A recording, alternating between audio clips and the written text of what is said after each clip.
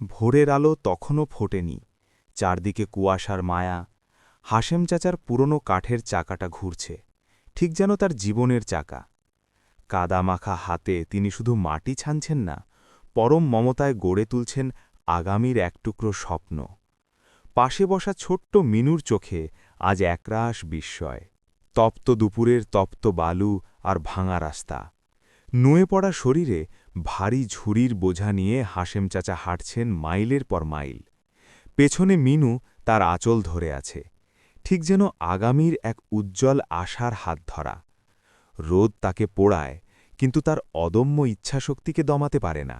শহরের বড় হাটে প্লাস্টিক আর স্টিলের চাকচিক্যের ভিড়ে হাশেম চাচার এই মাটির পুতুলগুলো আজ বড় একা।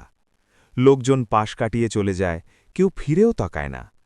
তৃষ্ণায় মিনুর ঠোঁট শুকিয়ে কাঠ, কিন্তু হাশেম চাচার ধৈর্য অটন। তিনি জানেন, সবুর করলে মেওয়া ফলে। দিনের শেষ আলো যখন নিভে আসছে, ঠিক তখনই মিলল সেই কাঙ্ক্ষিত দেখা। পরম জহরি ঠিকই চিনে নিলেন হাশেম চাচার হাতের জাদুকে। কাঁপা কাঁপা হাতে যখন প্রথম উপার্জনের টাকাটা এলো, হাশেম চাচার চোখজোড়া ভিজে উঠল কৃতজ্ঞতায়।